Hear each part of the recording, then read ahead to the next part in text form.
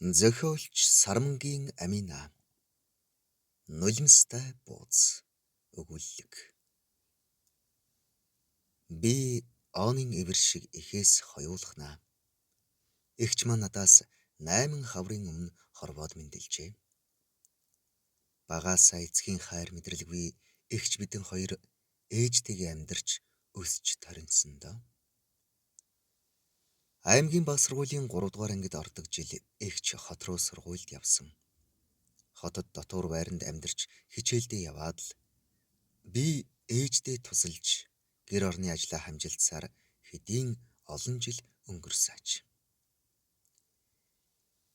Эгч минь сайн буй, дипломоо гардаад нэгэн компанид ажилд орж албан газраас нь амьдрах байрыг олгосон сурагтай.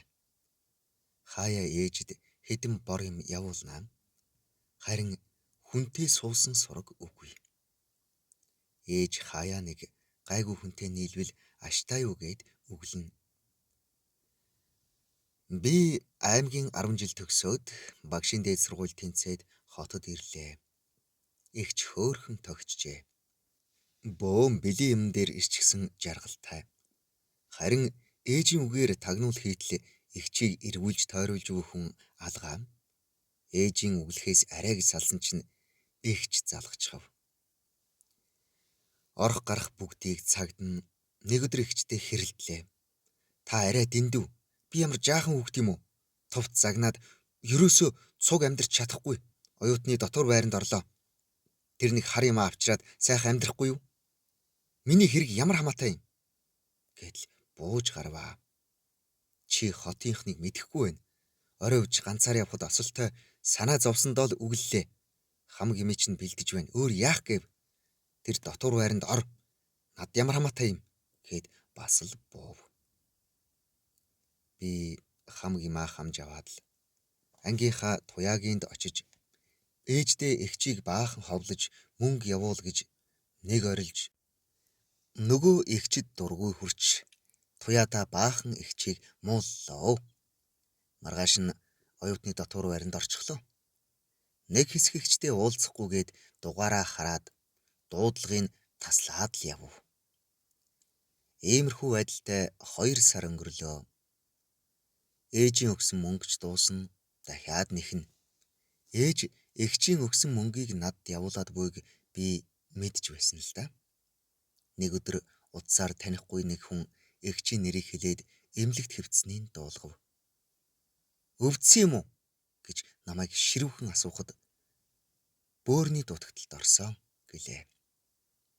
Би энэ талаар сайн ойлголт байхгүй тэрийг царайлчаад за хэд хоногоос очно гэж хэлээд утсаа тасалчихав. Тэгсэн 3-4 хонцож нэгэн өдөр хичээлээ тараад хэвтэж буй эмнэлэг рүү харьяаваа. Игч цонхис юм харагдана. Хажууд нь аппарат гээд том бөөрөнхий юм эргэлдэнэ. Өө, миний дүү ирсэн юм уу? Хичээл ном нь сайн уу? Игч нь гайгүй. Ингээд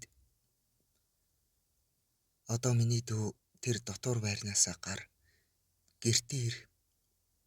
Игчтэй уурлаад байна уу? 5 тухтай гэр орондоо бай. Игч нь одохгүй гарна. Битгий санаа зов гэснээ нулимсаа арчиж харагдав. Би ч яг гоё буулгаж авч байна гэсэн тэнэг юм бодоод л. За одоохондоо дотор байрандаа байна. Танаар дахиад загнуулж чадахгүй. Би ч н гайгүй юм биш үү? Ээжээс яагаад нуусан? Хичээл их зав мó. Дахиад ирч чадахгүй. Тэгээд утсаар яриарай гिचгээд авчирсан хідэн альмаа ширээн дээр нь тавьчихад гараад л шидчихв. Гой буулгана болоогүй шүү гэдэл ялсан баатар шиг таахалзлаа. Эгч ч ярьсангүй. Би ч бас шазуур зуугаад залгахгүй л байлаа.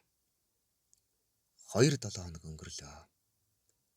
Нэг өдөр туяагинд ээжтэй нь гуруула будаатай цай хийж уугаад сууж байтал туяагийн ээж эгчийг асуув.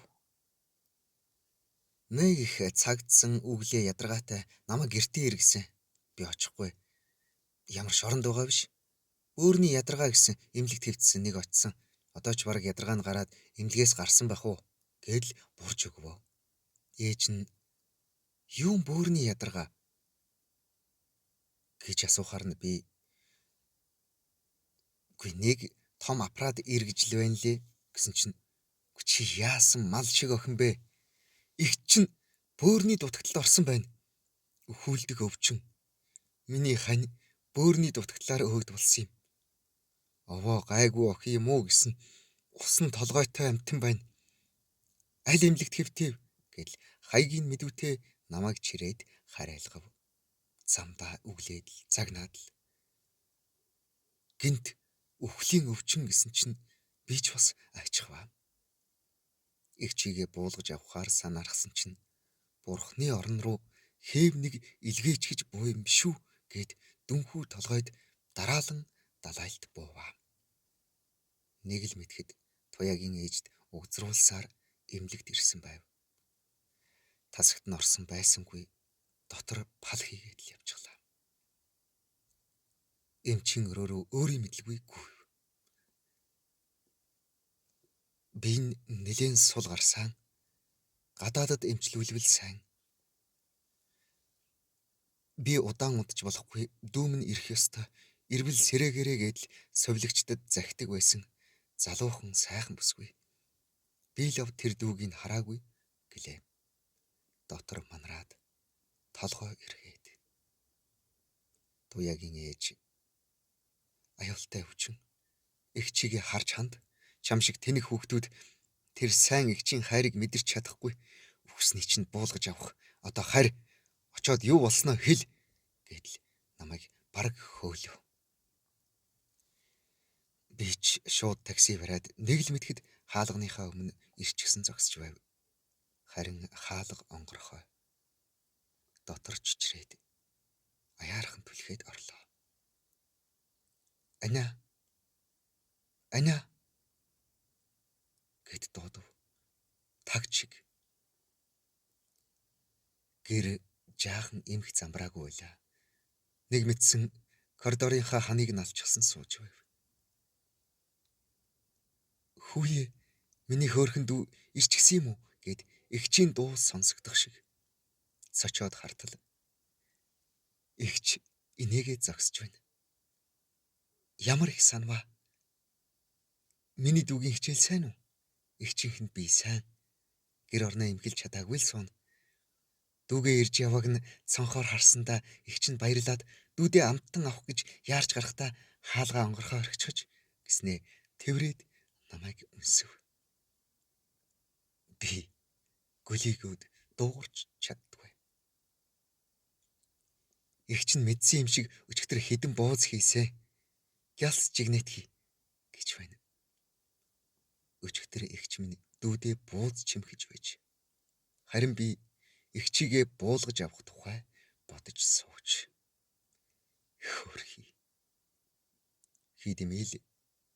Одоо тэгээд би чинь яаж вэ гэдэл асуус хийгээд л суув.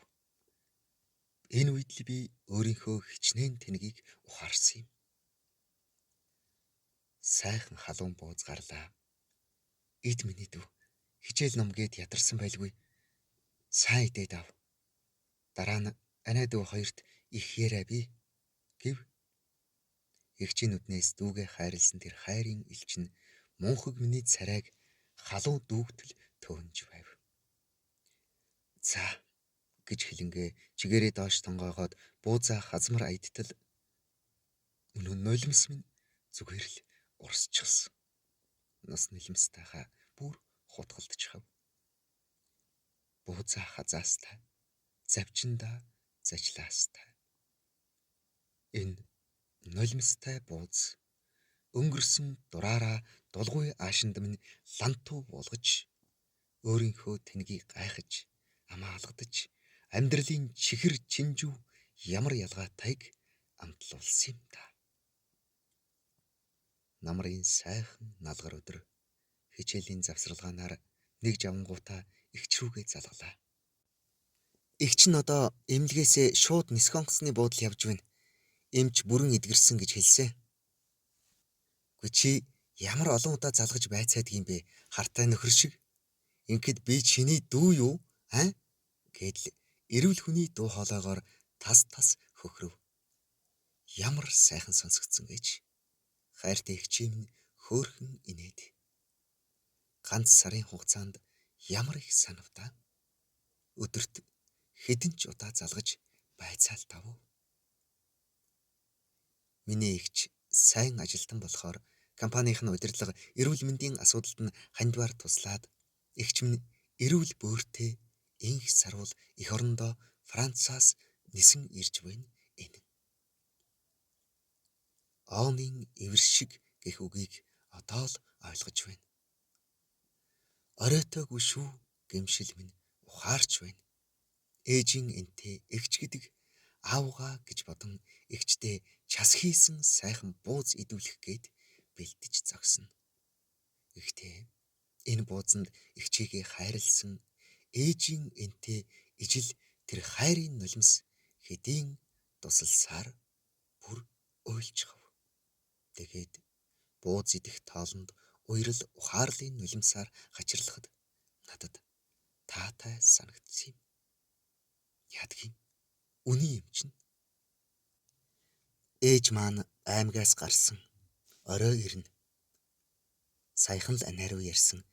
Одоо дахиад нэг залгачихдаг юм билүү? Онгоцондоо суусан болов уу яасан бол? Эгч минь танийгаа ямар их санана вэ? Ямар ч их хайртай юм бэ те. Эгчийгээ буулгаж авна гэж бодож байсан тэр мөчөөд ааш занав. Ичмээр гэдэг нь. Цөг цаашаа. Та минь л эрүүл сарвал юм чинь хань ижилтэй үр хөвгттэй болно гэсэн атал хөгшин намайг бөөцөлөөд л байх болов.